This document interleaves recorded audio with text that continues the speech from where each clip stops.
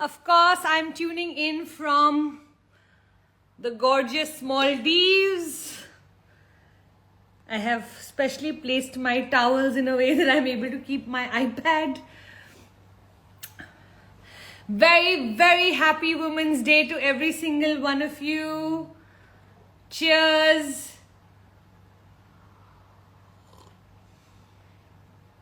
So today let's focus on all questions around women problems, women challenges, women issues, women empowerment, women. So let's deal with everything around women so that we can truly go deep into what is a woman, how are we supposed to be. I feel like I always say to me, there are three kinds of women. The first woman is the needy woman. Needy woman is the one who is very dependent on others in her life. Do you want the glasses on, the glasses off? Better to put glasses off, right? Yeah, now that I'm indoors. Wait, let me put it on my head. So the needy woman is basically the woman who is very dependent on other people. And I feel like we all have had to move away from being the needy woman, because somewhere over the years or over our experiences, we have come to realize that no one is coming to save us and that we better look after ourselves, right? And that the needy woman is not a respected woman. She's way too dependent on other people. The second kind of woman is the independent woman. Now again, we went straight from needy to independent, which is diametrically opposite. Which is, I don't need anything from anyone. I will pay my own bill. I will open my own car door. I will do my own thing. Everything is about being independent. And I feel like an independent woman is better than the needy woman. But however, it is also very, it's not a happy place to be. Because you're trying to do everything yourself, and that puts you in an immense amount of masculine energy, because masculine energy is alpha. Alpha is always singular. Okay, they like to do things on themselves, by themselves. While the woman thrives in community. You put a woman together, she'll build a community around it. Whether we have a kitty, or we have a women's mom's club, or our children go to some park and we create a society there, women are very good at bringing women together and forming and thriving in community. Once we understand that, we realize that the alpha woman is not a great place also for us to be. Then which is the kind of woman we need to become? I always call her the confident woman. What is a confident woman? She's a combination of needy and independent. What is a combination? She can do everything herself, but understands it's so much more fun to live life by letting other people do for her. Can I lift my own suitcase? Of course I can. But if Puneet wants to lift it for me and I can appreciate him for that, I think that is a far better relationship. Correct? So anybody who wants to do something for me is more than welcome. What I will show towards you is deep gratitude. So a confident woman is in deep gratitude that while she's fully capable of doing things herself, and she does every now and then when nobody shows up, but majority of the time, what she's actually focused on is how can she be appreciative of the world that is serving her.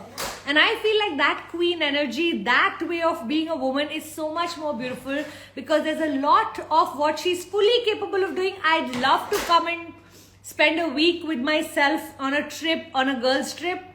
But you know what? If my man wants to come along, it'll be so much more fun, because he's so much more fun to be with, right? So like that, when you make that combination, I feel like look needy, be independent. I don't know if that made any sense. Like when you're with people, allow people to do for you. I feel like when we don't allow people to do for a woman, we don't know how to receive. And remember, we were the womb of the world, the receivers of the world. So when we don't know how to receive, women block their energy. The feminine dies when we don't receive. So receiving is such a huge part of being a woman. But the world that we live in has demonized receiving so much. They have labeled it high maintenance, greedy, selfish, wanting, always desiring, not content, not satisfied. I feel like at so many levels we've been labeled so much that receiving became an enemy. But a woman, a feminine, loves receiving. And can I tell you, the reason men were protectors and providers is because they had the opposite to receive. How does a man protect and provide a woman? How does a man be a man, feel like a man, if we don't give him the opportunity to be that for us. So I feel like this whole new way of being that we have to develop is where the woman can fully, possibly, capably do for herself, and yet she lets the man do. And as the man does, she appreciates him, she loves him for what he's doing for her, and then together that union to me is the divine feminine. So a lot of feminine, a lot of masculine, when they come into balance, they become what I call the divine feminine. So see what your take on it is. Let me move into questions. Clearly I've gone on my own explanation of what and how I like women to be. All right, so Coach Kumolika Gupta is asking how to set boundaries when they have unrealistic expectations and I am forced to follow it. I think, Kumolika, the most important thing for us to understand is that there's always a choice. Now, the choice always has consequences. You have to decide which consequences are worth facing. So let's say I live in a joint family and I'm expected to cook. I'm just giving any random example, right? I'm expected to cook and I choose to cook the breakfast and lunch, but I don't choose to cook the dinner. There'll be some consequences. Am I willing to face the consequences? Because boundaries are set with people equal to or lesser than. To anybody above you, you can only set requests. You can request people. Now, if you don't do it, you have to face some consequences. Is that consequences worth facing? Like, for example, I used to live in a joint family and I had started to work. So I used to walk in and out and I never used to attend to the kitchen. I already had 2 sister-in-laws, a mother-in-law who were already keeping the kitchen super busy. And I felt like whatever they make, I'm okay with. So what was the consequences? The consequences that I was not participating at that point. But I just felt like too many cooks will spoil the broth. If I also go into the kitchen, already the kitchen is full of people. Where is the space for me to go in? In the process, I had to hear, oh, Pooja doesn't really participate in the kitchen. At some point, some people may have felt like that, and it was only fair because that was the absolute truth. Now so I had 2 options, right? Either I could participate in the kitchen, keep everyone happy, I hope, or I chose to build my career and in the process had to eat whatever was being given to me, and whatever was being done I was okay with. I had to adjust to that, and I said, you know what, whenever we have our own kitchens, we all will run our own houses, and if for 2-3 years we have to live like this, so what? I thought it was a, blessing in disguise, because I was able to, my children were being looked after by my beautiful mother-in-law, my husband was being looked after by my beautiful mother-in-law, and she was so happy doing it more than anything else. So I think it worked out phenomenally. But of course, in the process, I did have to hear, okay, Pooja doesn't participate fully. Now, what I did was I created balance by participating in the decoration of the house. That is something I used to love. So, buying the furniture, doing up the whole home, flying to Delhi, doing all of that. So, I created my own balances. But can you see, in some ways, the boundaries got set. The boundaries got set of what I will be able to do, what I will not be able to do.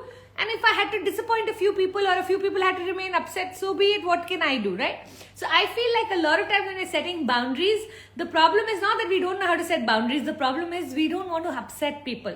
We don't want to disappoint people. That's the problem. We are people pleasers. Women are trained to be people pleasers culturally as a society from a very young age.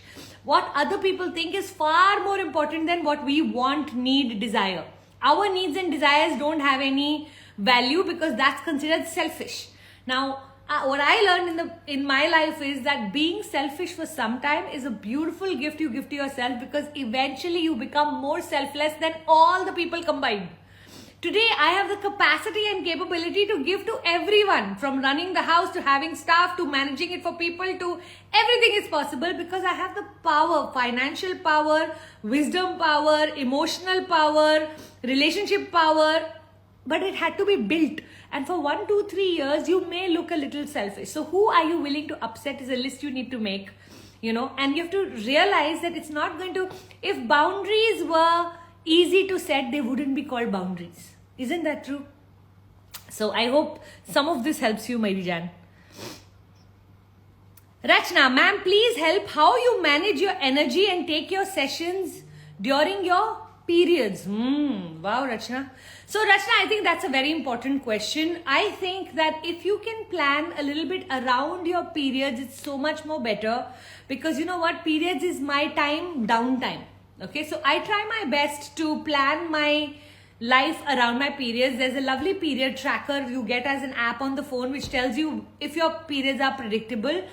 Every 28 days when my periods are coming, I kind of know, so I can plan a little bit according to that, so that I don't take on too much of heavy work during my periods. I like to rest a lot more in my periods. I also have very severe PMS, so 2 days before my periods I must retreat into my cave, as I call it, because if I tell Puneet that, you know what, I'm going to find a reason to cry and you're going to be the one getting blamed for it. So be careful of me. Everybody is normally my warning 2 days before my periods. Now, having said that, for me, it's not that bad. So if ever something does come up, it's not like I can't manage.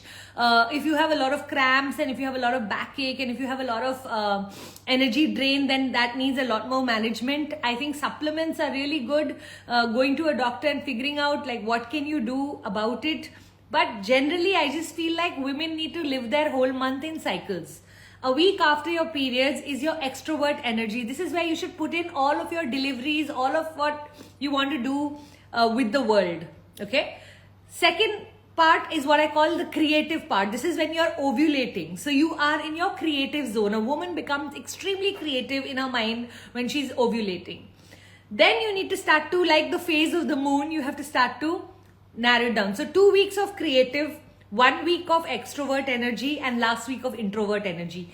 If you can just start to become highly aware, hyper aware of your month being like that, then a woman's ability to manage the month becomes so much better.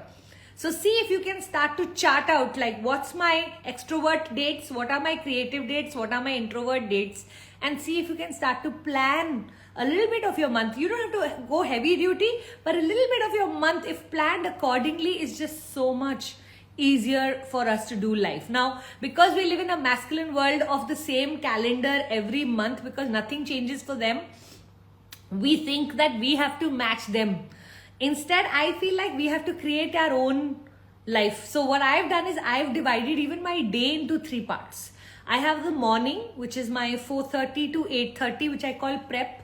Then I have my delivery, which I call from 10 to 6 or 10 to 5, which is my delivery. And then 6 onwards is my rest. So prep, delivery, rest. I have my week also divided like that. I have my month also divided like that. So as much as I can, I know which are my prep days, which is your creative days, which are my delivery days, which are your extrovert days, and then which are your rest days, those are your introvert days. So if you can start to examine life and see how you can make this ritualistic in your life, just becoming aware, just seeing. Now, I know this is not practical at all, so I will say that while I succeed maybe 50, 60, 70% of the time, a lot of times I don't succeed. Something important can show up. I can have a live event on my periods. It's possible, right? Because sometimes the hotel's not giving me dates, sometimes something's happening, sometimes something's happening. Now, if that happens, then I will work with my energy and make sure that after my live event, I get a 2 days rest or whatever like that. So you have to completely keep managing without feeling guilty, without comparing ourselves to other people and saying, oh, she can do or he can do, but I can't. I think one of the biggest lessons as a woman I have learned is that every woman has her own divine speed. And I'm such a big believer of divine speed that I'm not in any race with anyone else. The only thing I am racing with is myself. So am I better than yesterday is all that matters to me. And if I choose to slow down because I feel like my efficiency is better, I like to believe that a woman lives in her seasons. Okay, like cycles, we have seasons. And I know when I'm in my summer and spring. I know when I'm in my autumn and winter. Okay, I know when I'm going into creative introvert energy, when I'm in my extrovert energy. The minute the camera gets switched on, I'm extrovert. The minute the camera gets switched off, guess who's the most introvert? Now, I don't look like an introvert. I don't think I've ever called myself an introvert, but I know I get depleted in my energy and I need to spend time with myself. Places like the Maldives actually help me replenish and rejuvenate that I give too much of energy, right? So why do I love holidays where I don't have to go shopping, islands where I'm just sitting and baking myself? I don't want to go shopping. I don't want to be in cities. I don't want to be in malls. I don't want to be surrounded by people. I just want to hide And that hiding is not because I'm an introvert. The hiding is because I'm such an extreme extrovert in my work that I need that kind of time to myself to rejuvenate. So see how this can help you, Meri Jaan. We all need to learn to become more women in a world that is so led by masculine energy. Palak is asking, please answer, what if a strong woman needs a year's break from her career because she's so exhausted mentally, but guilt comes if she thinks of stopping? If we have sufficient funds, is it okay to quit? Palak, I'm a big believer that we women should not quit, we should rest. Okay? So, when you say a year's break because you're mentally exhausted, that tells me that there's a part of you now that is feeling like I'm done. Now, most of the times when you're feeling I'm done, even a 2 weeks break can replenish you, Meri Jaan. Okay, now there's nothing wrong. The woman, according to me, okay, now this is just my opinion, so don't fight me on this. The woman, according to me, was not put on this planet to work. She was put on this planet to create, to have babies. That's why if you see our grandmothers had baby after baby after baby, it was procreation. Okay, the world right now is going to eventually, like Elon Musk says, die of underpopulation. Now, when we were growing up, some of you who are my age will know that overpopulation was considered a problem. Now, the new problem is underpopulation. Oh my God, like what is it? Women are refusing to have children. Places like South Korea are now offering 4 days work week to women. They're offering $33,000 per child. They're offering honeymoon, baby moon, this package, that package, hotels, this, that. They're doing everything they possibly can. Singapore, similar story. Offering money, throwing money at couples to have children. America, making abortion laws. You can't have an abortion even if you choose to, even if you got raped, even if you got anything happen to you, you can't have an abortion. So there are countries which are coming on strong on the woman having the baby. There are countries that are pulling women to have babies, but women don't want to have. You know why? Because we have realized that in the world of masculine energy, economically strong, financially strong is way more respected than a mother. A mother who gives 100% of herself doesn't get respect, she's just a mother. A woman who's working, who's financially dependent is way more powerful. Why will a woman choose to be a mother where her body goes, her hormones go, her emotion goes, her sleep goes, her everything goes, if it's not going to get valued in the world? Can you see how the world went wrong with the woman? Okay, so I'm a big believer that actually the woman wasn't meant to work. We were not physically created for labor. We were not physically created for 9 to 5. We were actually supposed to be sitting at home, nurturing, loving, caring, cooking, giving. Now, to some people, when they hear all of this, they're going to think, oh, Pooja, that's so regressive. You're putting us back in the 1970s. I believe that there used to be gender roles. That the man was supposed to go out and do physical labor and the woman was supposed to nurture the family. Now, when the man stopped playing his role, when he stopped providing at the level he should have, when he stopped protecting at the level he should have, and the world started to think the girl is a liability, the woman is a liability, the man is an asset, we went wrong there. Instead of thinking of these two as complementary coming together of a complete unit, we started to think one is more important than the other. The minute in life we start to think one is more important than the other, the one that is not important will try to ape the other. And that's pretty much what's happened. And guess what? As on today, women are beating men in their own race because we have not had it. So we are like China 20 years ago when it was let loose and said, go, the world is a free world for you, get what you like. That's how women are. We are not entitled. When we are getting positions in companies, when we are going into corporates, when we are becoming CEOs, when we are out there to prove that, you know what, I'm better than anybody else you put. So the desire, the need, the drive is 10 times more than anyone else. So therefore, we are going to shine now in the world. Can I tell you, this is the decade of the woman. The next 10 years, you are going to see women shining in every sphere of life that is not physical. Okay, only physically We cannot match the man. We need our own space to compete. Everywhere else, if it is a mental game, we are going to outbeat everybody. So I feel like we have to have a deeper understanding of who we are. And if you feel like you need to rest, I think that's very important. But can I tell you, too much rest will also start to make you feel just the feminine, okay? The flow, the spontaneous, the feminine becomes very weak. Just the masculine becomes too much about target, deadlines, and burnout happens. So a man, burnout, a woman, weak. When you combine the two, divine feminine, what is the divine feminine?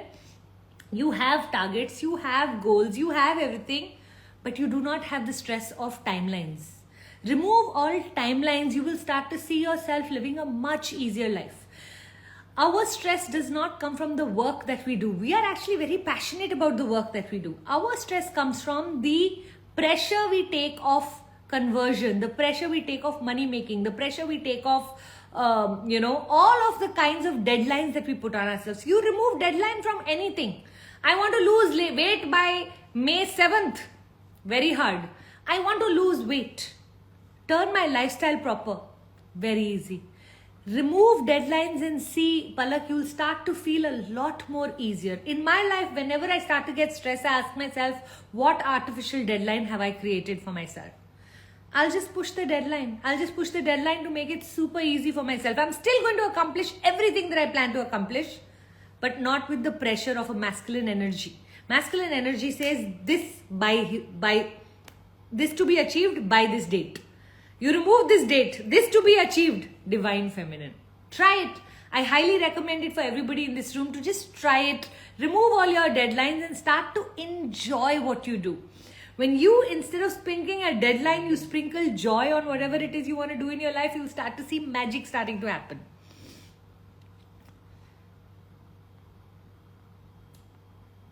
Vani, feel like directionless, don't know what to do and where to start. I want to only know now, not happy with what I'm doing, what to do. Vani, one of the things I'm going to recommend to you is come for some of my courses. We do a lot of things together. If you're interested in joining Life by Design Academy, we call it LBDA. Just put LBDA under this and we will get you a coach, your own personal coach, who's going to help you create your journey with your passion test, with giving you complete clarity on what your personality customized needs for you to become clear on where you need to go. Okay. So if anybody wants personal assistance, I have now a army of coaches that work with me, and I'm just loving the way they are helping the world, and how last Insta Live we had 7 people converting into our LBDA clients, which was so fabulous to see. I'm not in any way trying to sell here. This is not mandatory at all. If you're interested, come for LBDA. They will take you through a 6-week beautiful program where you will get complete clarity. Of course, it comes at a cost, and if you don't want to do it, that's also totally okay. But if interested, do just put LBDA and somebody from my office will get in touch with you and give you that super clean, clear direction towards what in your life will work best for you. Okay?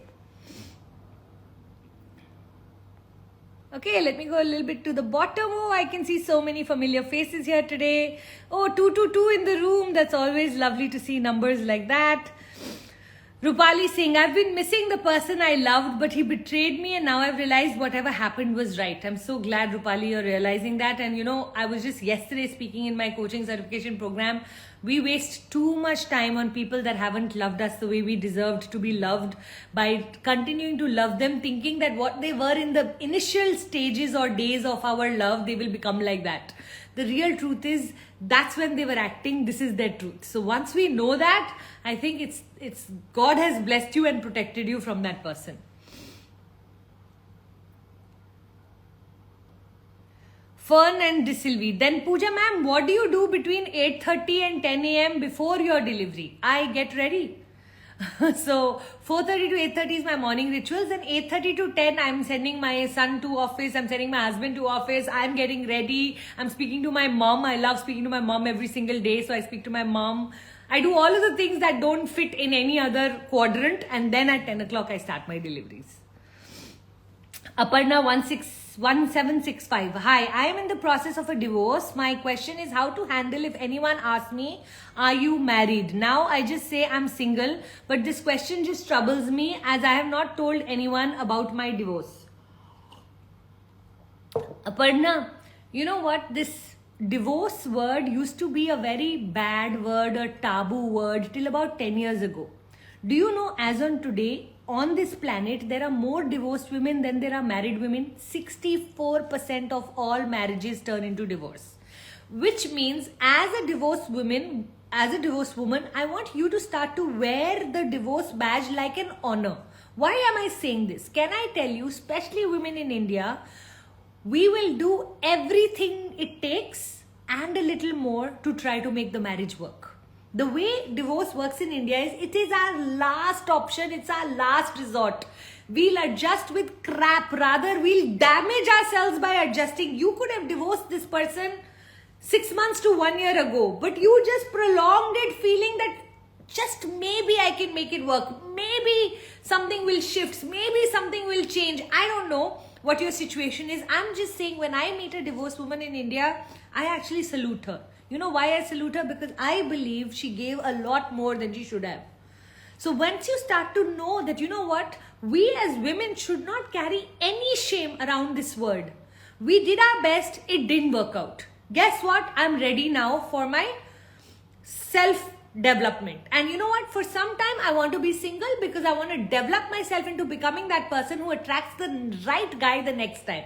I want love for everybody, so I'm a big believer of, I know after divorce you get so hurt and you can't trust people, so we go into this phase where you're like, I don't want anyone ever again. But I'm a big believer that we need to learn to heal, and then we need to learn to attract such an amazing person that all of what were learnings we went through in our divorce becomes worth it for the new relationship that you move into or get into. Okay, so I feel like, I really hope, rather more than feel like, is that we as women in India start to look at the struggle behind a divorced woman rather than the fact that her marriage didn't work out. And I think each one of us has to develop a new eyesight for a divorced woman to start to really understand that it couldn't have been easy. Rather they say, you know what, going through the death of your partner versus a divorce is actually harder than death of your partner. I mean, when I heard all of these statistics, I am just amazed. And in India, did you know that in-laws become the #1 reason for divorce? So it's not just your partner that you've had to work things around. And I'm not talking about the mothers or the woman's parents. I'm talking about the boys' parents. So I have 2 boys, so I have nothing against boys or boys' parents, because I'm going to be myself a mother-in-law at some point in the next couple of years. So I understand all of that. But what I'm trying to say here is that we have to start to look at this title not as a bad thing, but as someone who's a survivor. I feel like that's the energy we have to give it, of a survivor. When you see a survivor from the borders, what do? Salute them. When you see a survivor from a cancer, what do? We salute them. But when we see a divorced woman, we judge her. That is such a wrong thing that we are doing. So, Aparna, just on this thing, I just want you to know, I salute you. And till you can get comfortable with calling yourself divorced, you can call yourself single. But I don't want you to get upset. That divorce has given you a lot of who you've become. The strength that you have in your personality today, this person that you have become in the process, if you don't let it go bitter, resentful, dirty, angry, negative, who you can become in the process of what you've gone through is actually beautiful. You know the lotus blossoms in Kichad? You've gone through the Kichad. I really hope that you become the blossoming lotus. Deepa Mishra, when you see another woman loving her life to the fullest and achieving her dreams, and you also want to do that, but you're unable to have that life, is this jealousy? How to deal with this feeling? Deepa, I have a lot of women who look at my life exactly how you're describing it. And can I tell you, for me, the meaning of jealousy is God is showing you something you desire. Are you willing to work hard towards it? So there is something someone is doing in their life, working very hard. You shouldn't skip that. I work extremely hard. I work even on holidays. Okay, I take a lot of pride in the amount of hard work I do. I may do it at my own leisure. I may do it at my own flow. I may do it with a lot of spontaneous energy. I may make it look effortless, but it's a lot of work. To get up this morning, put on a dress, to do all of this while my entire family is sitting at breakfast and enjoying themselves, it's always an effort. Having said that, whenever I look at some woman who has something that I desire, I only salute her in my head and I go, you know what? This jealousy that I'm feeling towards her is telling me, God is giving me clarity on my dreams and desires. I desire that. Now that I know I desire that, am I willing to work as hard as that woman? Now, a lot of times when we work hard, we like to give it credit, but when we see somebody else is receiving whatever they are receiving, we like to call it luck. She got lucky. She got lucky in her marriage. She got lucky in her money. She got lucky in her life. She got lucky. I don't believe in luck in that manner. I believe we create our own luck by being and living at a frequency which is very, very high. That means when all the negative things are happening to us, instead of being negative along with all of what is happening to us, we chose to remain positive. And when we choose to remain positive long enough, luck starts to come into our life. So if you see someone lucky, please know one thing about them. It's not that they don't have problems and challenges in their life. It is that they have not succumbed to the problems and challenges. They have overcome the problems and challenges, because there's no one on this planet who doesn't have problems and challenges. True or not? So the next time you feel jealous, firstly, jealous is not a negative emotion. It's not a negative emotion according to me if you know how to intelligently process it. So it's only negative when you feel jealous and then you do nothing about it in your life. Then you should feel jealous also, right? But if you feel jealous and you realize, oh, let's say I see someone having a beautiful beach holiday and I go, I also want this beach holiday. Fine, right now maybe I can't afford Maldives, but I can afford Goa. Next month, can I go to Goa? Okay, for going to Goa, I need 45,000 rupees. How can I organize myself to earn 45,000 rupees? Can I get 5 extra clients this month? Can I start my business? Can I write a book? Can I start a YouTube channel? Can I do blogging? I don't know what your options are, but see what all can I make sure it's my birthday and kharchi comes from somewhere? And then I make it happen. And you know, when I make it happen, I always bless the person who inspired me for that Goa holiday. At some point, I used to do holidays in Goa, by the way. And then Goa moved to Thailand because Thailand was... And then Thailand moved to Maldives. Maldives is rather expensive comparatively. So I've taken my time to reach here. Don't compare your first chapter. And I'm not saying you're comparing yourself to me. You could be comparing yourself to anybody. But we tend to compare our first chapter with someone's 10th chapter. But nobody was born in Maldives. I mean, people were born in Maldives, but you know what I mean, in what reference I'm saying. We all have had to climb the ladder of that success. I remember for so many years going to Phuket, going to, Koh Samui, going to places which were far more reasonable compared to Maldives. Are you realizing what I'm trying to show you here? Don't get upset next time you feel jealous. Rather just say, oh, God is showing me what I dream and desire. Now all I need to do is work hard towards it. Sribani, please explain how you plan your week or month so that I don't feel restless and give proper focus on everything. Oh, that's what I exactly explained. So I work 3 days a week, Tuesday, Wednesday, Thursday. And Friday, Saturday, Sunday, Monday, I take off. Now, when I say I take off, it's my time to work. So I have two concepts. I work on my business. I work in my business. Because I am the product, I can't work only on my business. I have to also work in my business. So Tuesdays, Wednesdays, and Thursdays, I work in my business, which means all team meetings, all deliveries, all Insta lives, all Q&As, all courses and programs all happen Tuesday, Wednesday, Thursday. Fridays is normally a day I block for either my one-to-ones or my recordings. So I'm still working on Friday, but it's internal work. It's not external work, okay? And then Saturday, Sunday, Monday. Monday is dedicated to self-love. These are the days I go for my supplement injections. I go to the salon if I need to. I will go hang out with friends. I'll have lunch with someone. It's self-love. It's massages. It's looking... whatever I need to do for the week to look a certain way. It is spending time with people I love. So I keep my Mondays rather easy. I start my week only by Tuesdays.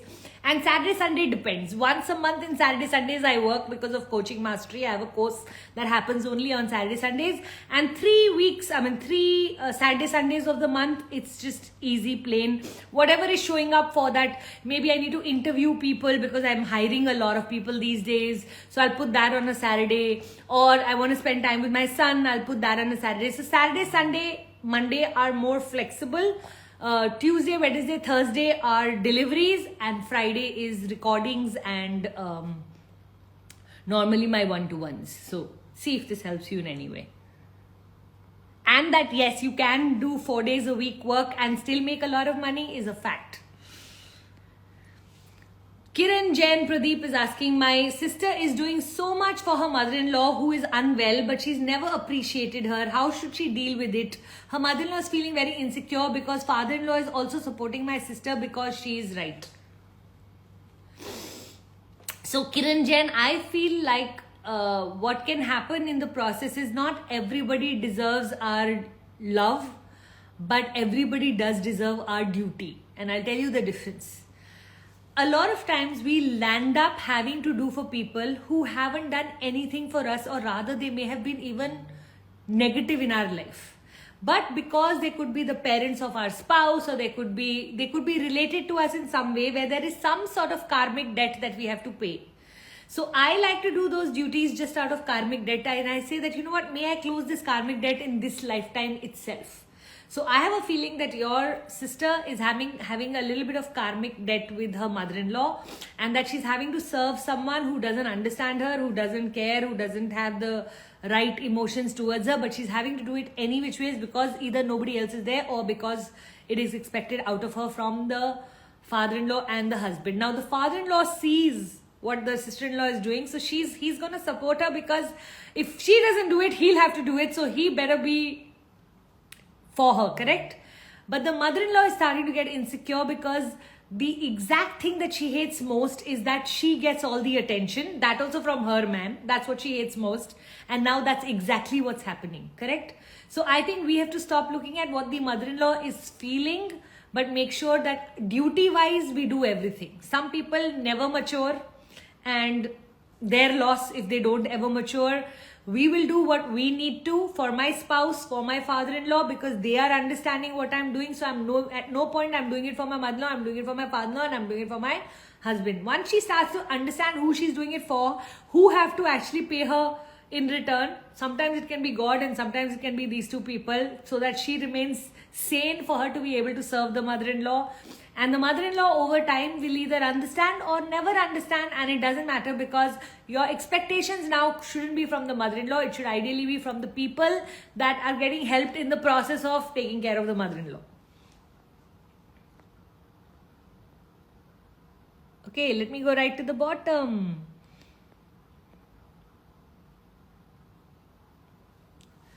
Featherheart 7. Pooja, you should publish a book on each topic that you discuss here. That is so sweet. Inshallah. Kya malum, kisi din shayad ho jaye. Sony Kuri 165. I really admire you for all you are doing. The zeal and energy you have, I see in myself with you. God bless you, Sony.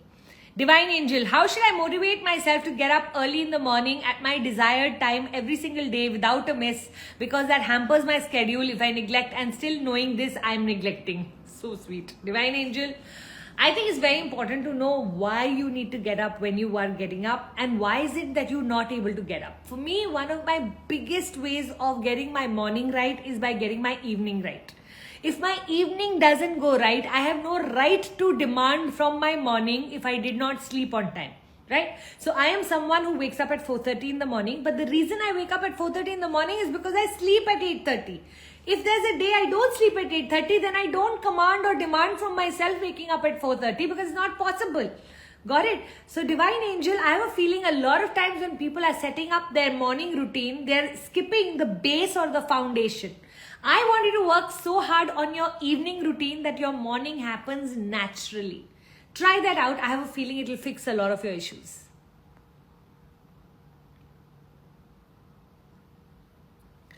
Bounce back with Kanika. Pooja, how can I be someone like you? I am doing CC. If you are doing CC, at some point you are going to become my clone. So God bless you, Mary Jan, because you will see people who go through CC start speaking like me, being like me, talking like me. And I take that as a compliment, and I hope that you take that as a compliment. So I think it's lovely that we are going to build people with big hearts who want to serve the world a lot more. Khushbu Arora, would love to know your thoughts on the 4-hour work week. I'm a big fan of Tim Ferriss. I mean, he is just mind-blowing amazing. I am nowhere close to doing the 4-hour work week. I think it needs a lot more intelligence. He's a very, very intelligent man. When he goes to learn languages, he knows how to do it, which is why he can pick up things like that. I don't think every ordinary person can be a Tim Ferriss. So while I love the idea of a 4-hour work week, I have only been able to manage a 4-day work week till now. So I'll only talk about what I'm capable of, which is a 4-day work week. I don't think I'm still capable of a 4-hour work week, but it's a brilliant book for you to start to know how to think towards life in general. I feel like we're giving too much of our time to earning money and then spending all of that money in hospitals to recover back what we lost in the process. Do you know any 50-year-old, 60-year-old, 70-year-old will give all the money that they have made in their life to get back the 30 years that they gave in building that money. So that's such a wrong equation. I know I have a 70-year-old father today or a 75-year-old father today who would love to be 25 today. Why not? With that health, with that energy, with that desire to relive your life, I don't know if he'll care about the money as much as... So there is a time in your life when you have more time than money for when you exchange that. And then there is a time in your life where you have more money than you have time. And depending on where in life you're sitting, I feel the exchange happens, okay?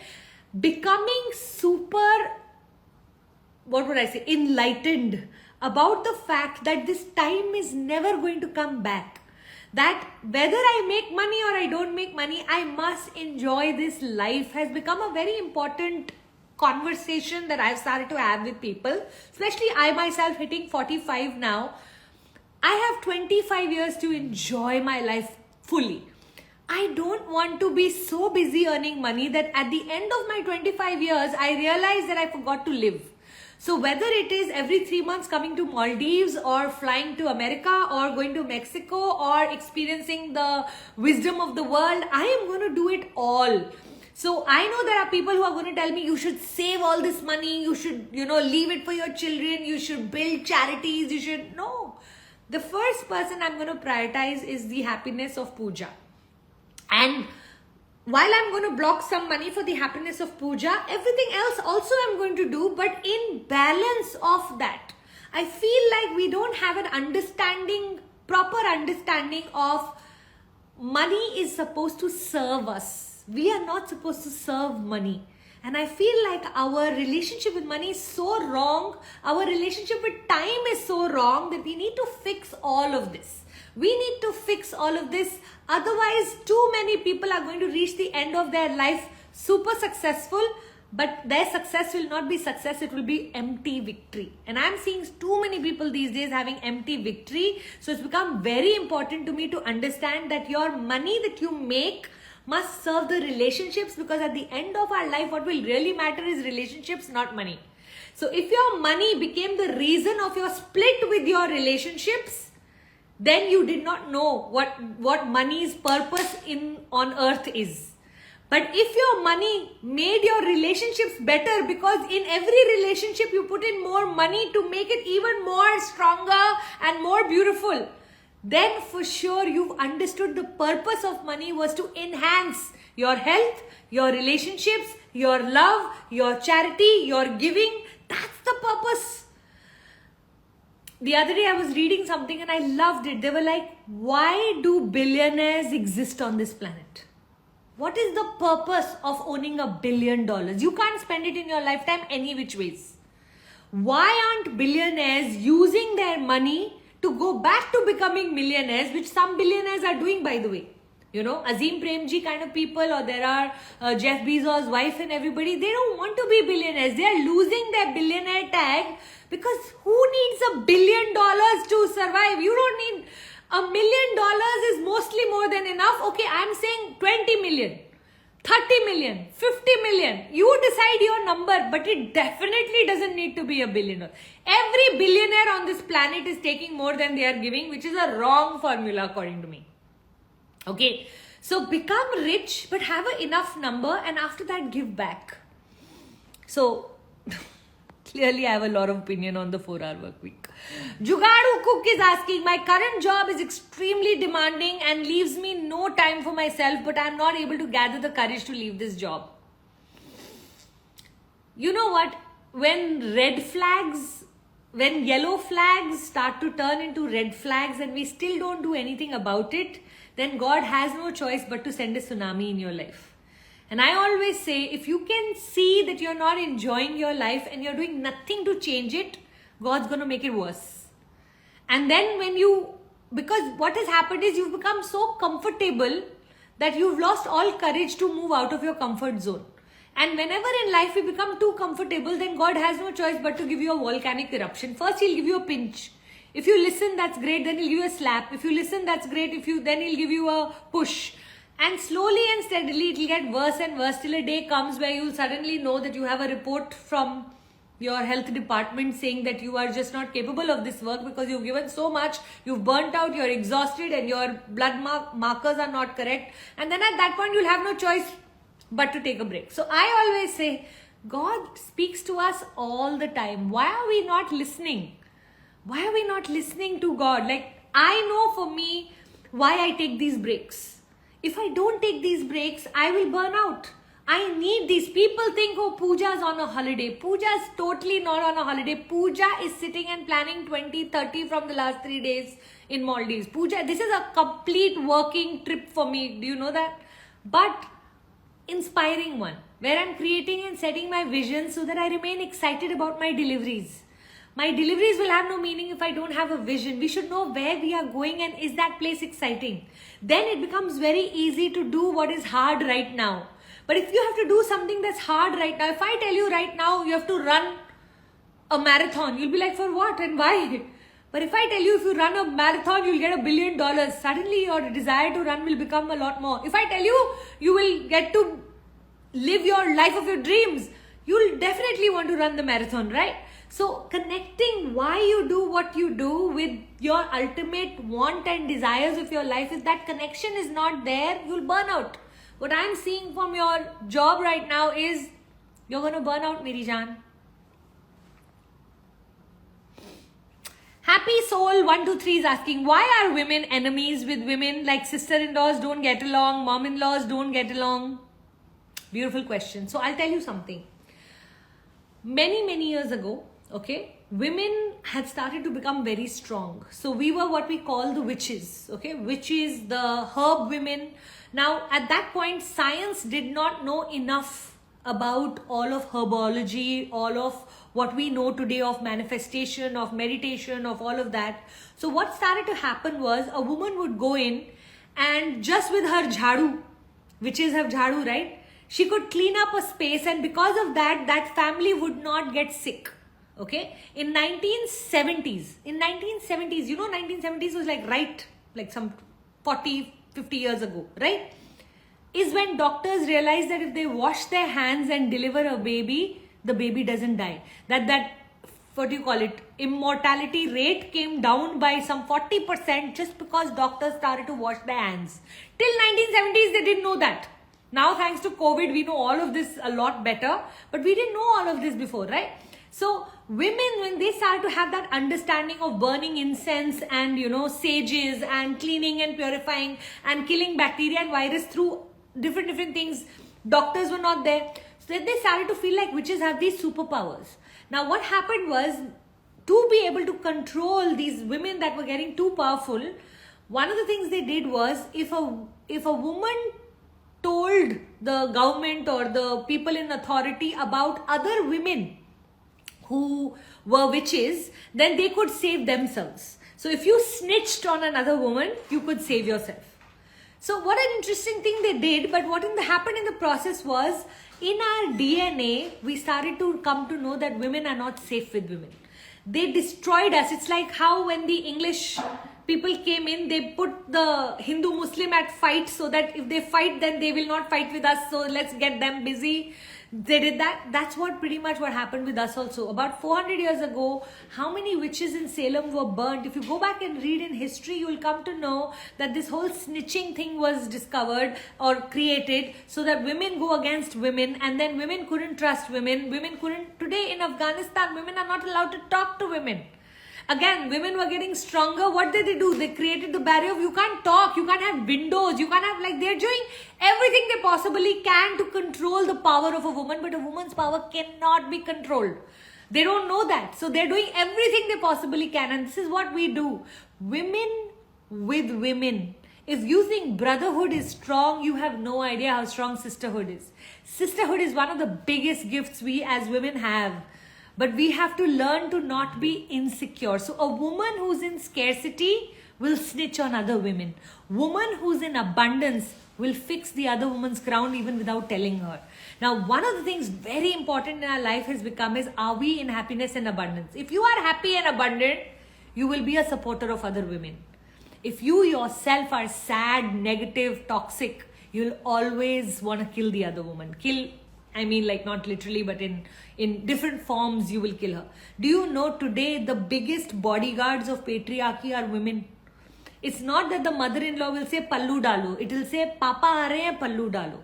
You know, it's basically she being the bodyguard of patriarchy, because patriarchy suits her because it gives her the capacity to control other women. So all of this has a lot of science behind it, and I do truly believe that actually women are not women's enemies.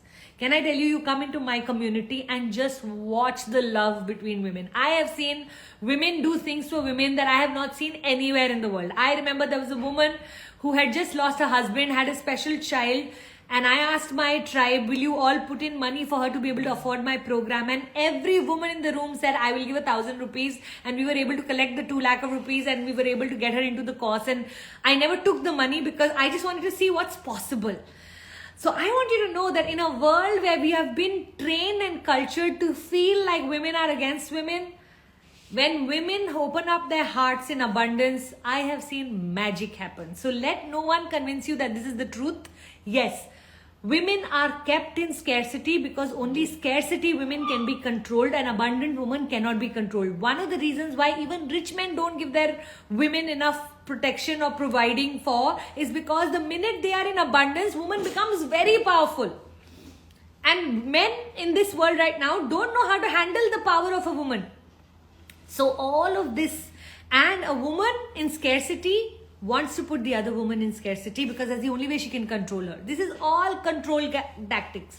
That's why if you come to my community, one of the first things we learn in my community is when somebody says you're a bitch, you say thank you. When somebody says you're high maintenance, you say thank you. When somebody says you're very bossy, you say thank you. When somebody says you're very stubborn, you say thank you.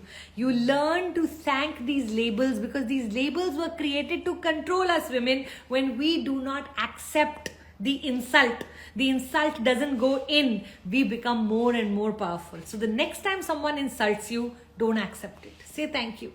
Doesn't matter what they think of you. Who are they anyways? You know who should be thinking good about you? So somewhere I read yesterday, stop being nice, be kind. It's not important for us to be nice. It's important for us to be kind. Be kind. Nice is a very frivolous word where we've been trained that we have to be nice to everybody no matter what. Be such an amazing human being that you don't need to feel like you have to put up a facade of being nice. Alright, it's 10:58. Looks like it's time to go. But thank you so much for coming. So happy to see you all here. I wish I could answer more questions. I can see so many questions in the... Oh God, I feel like it's just not... When is RCEC going to start? Very soon. April, we will start the Awakening program, the 4 Saturdays. And soon after, we'll start Enlightenment. So if you've been waiting for Enlightenment, don't worry. The information will reach you really soon. Alright. on that note, I'm going to start to wrap up. What did you learn today? Share with us in your story. Make sure you tag me so that I can share the Women's Day special for all of you. What was your biggest learning? Let's take a picture. Do you want to take a picture here or do you want to take a picture with the ocean?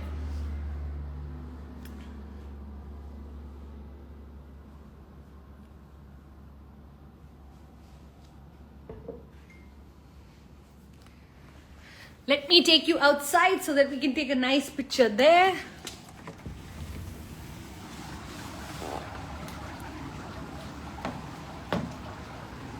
With the ocean.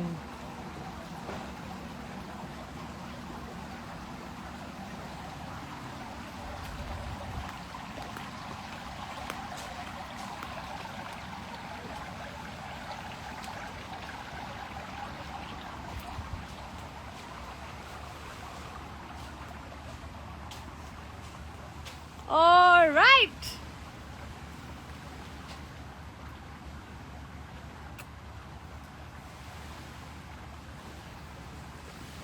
Loads and loads of love to all of you. All you need to do is take a picture, put it on your story, tell me what was your biggest takeaway from today, and then we shall share it on my page. Don't forget to tag me. I hope I don't drop the iPad. I'm going into the water.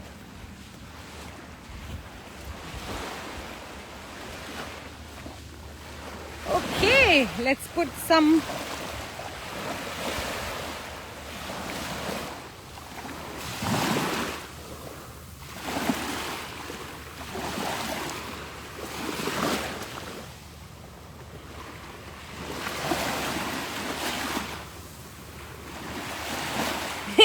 for all of you. For all of you who love water on your feet.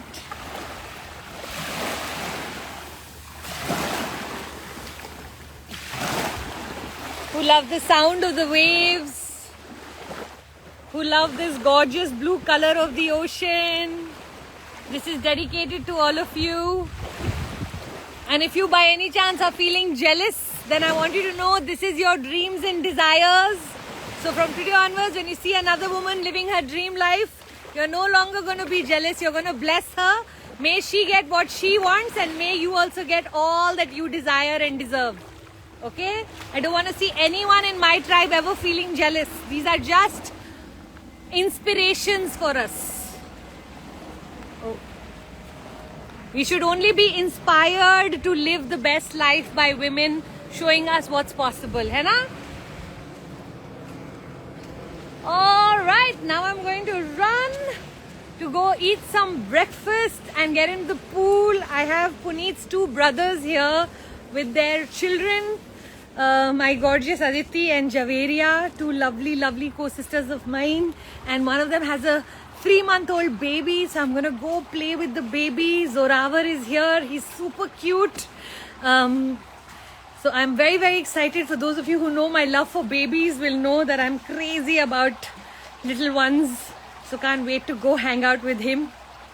Thank you everyone, thank you so much for coming. Happy Women's Day once again. Super duper great day, great year. Let's rock as women, because remember, this is the decade of the woman, and this year in special is the rise of the phoenix. What's the rise of the phoenix? The year where women are purging. What is purging? Is the year where women will suffer to rise.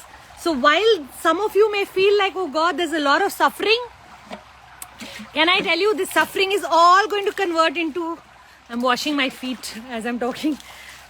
This suffering is all going to convert into great success. So for every woman here who's been struggling, 2024 was the year of struggle. 2025 is the year of you achieving all your dreams coming true, because it's the rise of the phoenix. Okay? Love you all. Take care. Bye. Ciao.